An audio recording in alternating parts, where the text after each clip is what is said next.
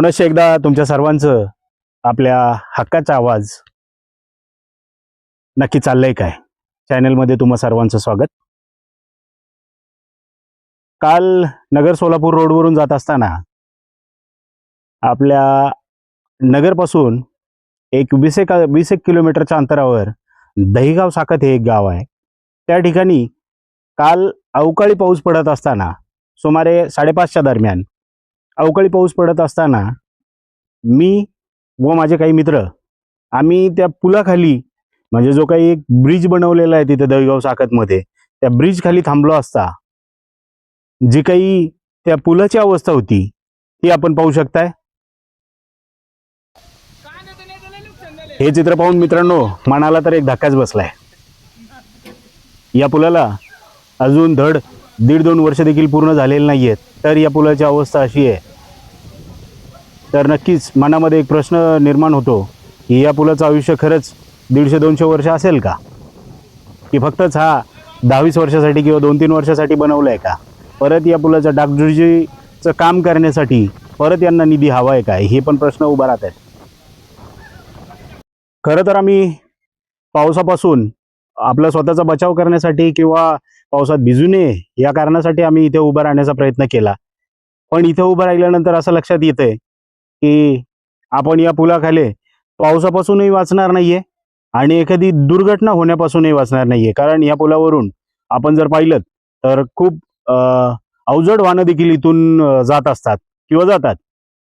आणि ह्याच प्रश्नांचा आम्ही आढावा घेण्यासाठी आपल्याबरोबर काही ग्रामस्थ आहेत त्यांच्याकडून देखील आपण या गोष्टींचा उलगडा करून घेतलेला आहे किंवा समजून घेतलेलं आहे की हा पूल कधी झालाय किंवा याचं काम कसं आहे. ते मी जास्त न बोलता आपण त्यांच्याकडूनच ऐकून घेऊया की या पुलाचं काम कसं झालेलं आहे आणि कधी झालेलं आहे. पूल कधी झालेला आहे साहेबा? पूल कधी झालेला आहे? हा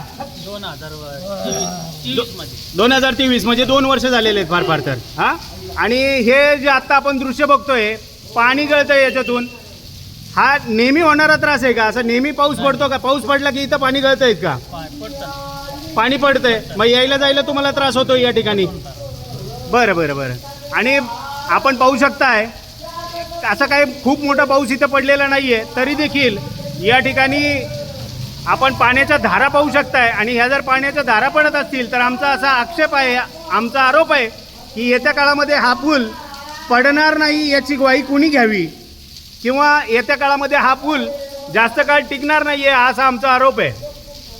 तुम्हाला यायला जायला इथून नेहमी पावसामध्ये असाच त्रास होतो का? इथं पाणी गळतंच का? गेल्या 2 वर्षापासून पाणी गळतंय तुम्हाला असं म्हणायचं आहे? ओके, धन्यवाद. ना आम्ही हा जो काही घडलेला प्रकार आहे हे काही जे पुलातून पाणी पाझरतंय याची माहिती सर्वप्रथम आम्ही आपल्या पक्षाचे राष्ट्रीय अध्यक्ष माननीय दीपक भाऊ निकाळजे यांना देखील दिलेली आहे. तसेच आपल्या श्रीगोंदा अहिल्यानगर चे विद्यमान आमदार विक्रमजी पाचपुते यांना देखील दिलेली आहे. इथेच न थांबता आम्ही हे सर्व व्हिडिओ फुटेज फोटोज हे देखील आम्ही आपल्या अहिल्यानगर दक्षिणचे विद्यमान खासदार निलेशजी लंके साहेब यांना देखील दिलेली आहे. आपण जर पाहिलं तर फक्त 1 ते 1.5 वर्ष झाले या पुलाचं काम होऊन आणि जर 1.5 वर्षात अशी परिस्थिती असेल सांगायलाही बरं वाटत नाही आहे की आज जो काही पाऊस पडला हा जो पाऊस होता हा काही पावसाळ्यातला पाऊस नाही आहे किंवा धो बरसणारा पाऊस नाही आहे. हा जो काही आहे हा अवकाळी पाऊस होता. अवकाळी पाऊस म्हणजे कुठंतरी असं रिमझिम पाऊस पडत होता, आपण बघूही शकता व्हिडिओमध्ये. पण एवढं असताना देखील रिमझिम पावसामध्ये हा जर पूल असा एवढा याच्यातून पाणी खाली पडत असेल तर मग तुम्ही सुज्ञ आहात. तुम्ही विचार करू शकता की येत्या काळामध्ये जेव्हा पावसाळ्यामध्ये मोठमोठाले पाऊस होतील किंवा मोठमोठ्याने पाऊस पडेल त्यावेळेस या पुलाची अवस्था काय असेल हे आपण सगळे समजू शकता. मित्रांनो, येत्या काळामध्ये ह्या अशा ज्या काही घटना आहेत की जिथे खरंच एक सामान्य नागरिकाच्या जीवाशी खेळल्या जाते, सामान्य नागरिक म्हणणार नाही मी, सर्वच नागरिकांच्या जीवाशी खेळलेलं जात आहे. आपण पाहू शकता या पुलावरून मोठमोठी वाहनं जातात, अवजड वाहनं इथून जात आहेत. आणि हे जात असताना एवढं जर पाणी पडत असेल तर मग एखादी दुर्घटना होणार नाही हे कशावरून? येत्या काळामध्ये अशाच घटनांना वाचा फोडण्याचं काम आपण करणार आहोत. ते म्हणजे नक्की चाललंय कायच्या माध्यमातून. आपल्या पक्षाचे राष्ट्रीय अध्यक्ष माननीय दीपक भाऊ निकाळजे यांच्या आदेशाने येत्या काळामध्ये अशाच प्रकारांना वाचा फोडण्याचं काम आपण करणार आहोत. येत्या काळामध्ये आपण अहिल्यानगरचे कलेक्टर साहेब त्यांना देखील आपण भेटणार आहोत. त्याचं या घटनेचं जे काही आहे माहिती त्यांना आपण पुरवणार आहोत आणि नक्कीच एक निवेदन देऊन याच्यावरती एक मोठं आंदोलन उभं करणार आहोत.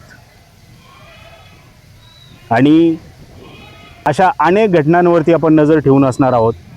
आपण जर आपल्या चॅनलला सबस्क्राईब केलं नसेल तर माझी विनंती असेल की आपण आपल्या चॅनलला सबस्क्राईब करावं, आपण टाकलेल्या व्हिडिओला लाईक्स करावे आणि आपण टाकलेल्या व्हिडिओ शेअरही करत राहावा, जेणेकरून आपल्या जवळच्या लोकांना, आपल्या नातेवाईकांना, आपल्या मित्रांना हे नवीन नवीन व्हिडिओ पाहता येतील.